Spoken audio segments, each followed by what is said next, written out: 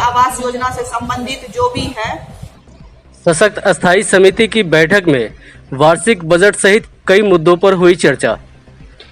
नगर निगम मुंगेर के नगर आयुक्त कार्यालय में सशक्त अस्थायी समिति की बैठक पूर्व नगर आयुक्त श्रीकांत शास्त्री के जाने के बाद पहली बार नए आयुक्त निखिल धनराज निपणीकर की उपस्थिति में मेयर रुमा राज की अध्यक्षता में संपन्न हुई। बैठक में नगर निगम के आगामी वित्तीय वर्ष 2022 तक इसके लिए प्रस्तावित वार्षिक बजट पर चर्चा की गई। बैठक की चर्चा करते हुए मेयर रुमा राज ने बताया कि निगम के अधीन कार्यरत दैनिक मजदूरों की मजदूरी 320 से बढ़ाकर 450 रुपये किए जाने पर चर्चा हुई। सदस्यों द्वारा विचार विमर्श के बाद दैनिक मजदूरों की मजदूरी 50 रुपये प्रतिदिन बढ़ाने पर सहमति बनी। इसके साथ ही कोतवाली थाना के सामने अवस्थित राजा बाजार में नया मार्केट बनाने सहित अन्य प्रस्ताव पर सहमति बनी। मेयर रुमा राज ने बताया कि वित्तीय वर्ष 2022 के लिए तैयार 1,35,845 रुपये मुनाफा वाले बजट पर चर्चा करते हुए सशक्त समिति द्वारा पारित किया गया। अब बजट को बोर्ड की बैठक में पारित कराया जाएगा। राजा बाजार में बने दुकानों को तोड़कर वहां बहुमंजिला मार्केट बनाने, चुरंबा स्थित डंप यार्ड में कचरों का निष्पादन वैज्ञानिक तरीके से करने, कूड़ा उठाव में लगे वाहनों के लिए टायर क्रय करने व पंचर बनाने में हुए व्यय का भुगतान, निगम के अधीन संचालित शौचालय का डाक बंदोबस्ती कराने, दुर्गा पूजा और छठ की तैयारियों में किए गए व्यय की राशि का भुगतान, एनजीओ द्वारा निगम को किए जा रहे मानव बल की आपूर्ति की जांच, प्राइवेट बस स्टैंड के बंदोबस्ती हेतु सुरक्षित जमा राशि निर्धारित करने का निर्णय लिया गया। वहीं इसके अलावा नगर आयुक्त आवास के जीर्णोद्धार, कस्तूरबा वाटर वर्क्स में 4 दीवारी निर्माण, नगर आयुक्त कार्यालय कक्ष के साथ शौचालय निर्माण, उप नगर आयुक्त के लिए एक वाहन रखने, शहर के सभी सार्वजनिक कुएं एवं चापाकल के पास सोख्ता निर्माण पर विचार, होल्डिंग टैक्स में बढ़ोतरी, प्रधानमंत्री आवास योजना के तहत फेज 3 में आवेदन जांच कर भेजने, टाउन हॉल का दर निर्धारित किए जाने, नगर आयुक्त के लिए सरकारी मोबाइल और सिम खरीदने, उपनगर आयुक्त के कक्ष में एसी लगाने सहित अन्य मुद्दों पर सहमति बनी। बैठक में उप मेयर सुनील राय, अस्थायी समिति के सदस्य राजेश ठाकुर और सोनी कुमारी मौजूद थे। गुप्त न्यूज के लिए रंजन की रिपोर्ट। सशक्त स्थायी समिति बोलिए। लंबे समय बाद सशक्त अस्थायी समिति की आज बैठक हुई। मुख्य एजेंडा क्या रहा और क्या निर्णय लिए गए इसमें?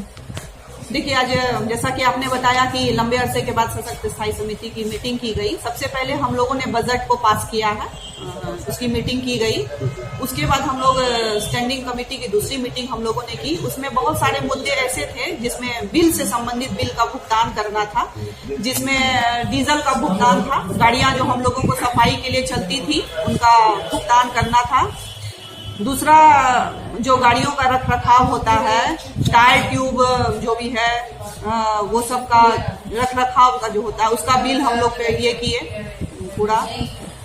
फिर प्रधानमंत्री आवास योजना से संबंधित जो भी है सेकेंड फेज, थर्ड फेज, उसमें हम लोगों ने उनका साइन किया गया। तो अब जनता को अब सुविधा हो जाएगी, वो जो भी काम है उन लोगों का पेंडिंग।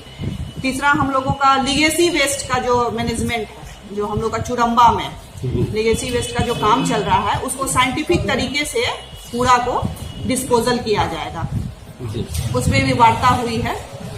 फिर हम लोगों का कंपनी गार्डन का जो है, कंपनी गार्डन में जो फल का पेड़ है, उसे पदाधिकारी नहीं रहने के कारण बहुत सारे फल चोरी हो जाते थे। तो चूंकि टेंडर हम लोग नहीं करा पा रहे थे, तो हम लोगों के पास ये सारी परेशानियां थी, लेकिन अब उनके आ जाने से अब हम लोग उसका टेंडर करा रहे हैं। तो इस तरह का सब सुविधा हम लोगों की हो रही है। फिर हम लोगों ने दैनिक जो हम लोगों का मजदूर है, दैनिक मजदूरों का 50 रुपया पर डे के हिसाब से हम लोग उसका सैलरी को बढ़ा रहे हैं, मानदेय को बढ़ा रहे हैं। फिर जल जीवन हरियाली के तहत एक योजना है, उसके मद में हम लोगों का पैसा रहता है, विभाग से आया जाता है। तो उसके अंतर्गत हम लोग पूरे कार्यालय को रंग रोगन करवा रहे हैं। कर्मचारियों के लिए टोटल मतलब वर्क स्टेशन हम लोग उसको अच्छा व्यवस्था सुदृढ़ करवा रहे हैं। नगर आयुक्त के लिए हम लोग गाड़ी मुहैया करवा रहे हैं, उनके आवास में कुछ काम होना है तो उसको हम लोग करवा रहे हैं।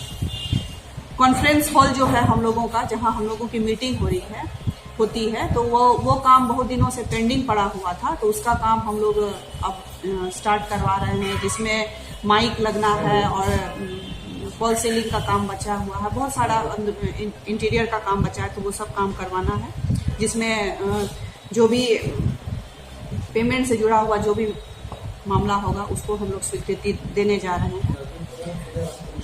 और घाट में भी जो हम लोगों का कस्टडी घाट पे जो प्याऊ वगैरह जो हम लोग खराब हो गया, और बहुत जगह प्याऊ ऐसा है जो खराब पड़ा हुआ है, तो समरसेबल मरम्मती के लिए उसको हम लोग एक्सटेंशन देंगे।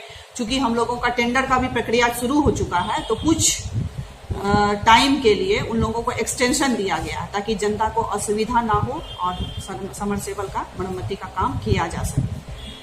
तो ये है बस, है ना। तो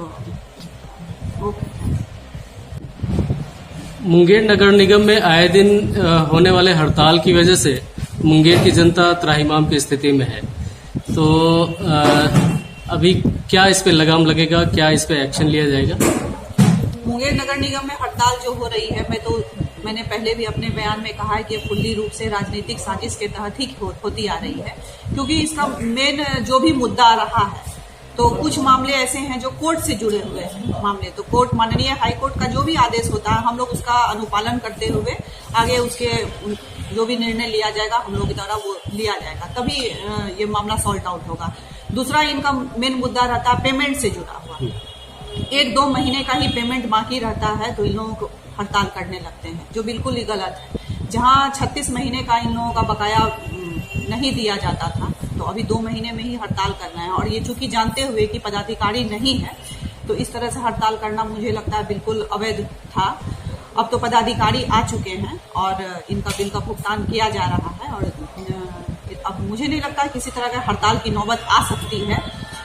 और हम लोगों ने अभी, जैसा कि हड़ताल के समय में जो वार्ता हुई थी कि दैनिक मजदूरों का कुछ मानदेय बढ़ा दिया जाए, तो अभी हम लोगों ने स्टैंडिंग कमेटी की मीटिंग की, उसके साथ हम लोगों ने 50 रुपया उन लोगों की बढ़ोतरी की है, तो ये बहुत हद तक उन लोगों को लाभ मिलेगा। जी, धन्यवाद।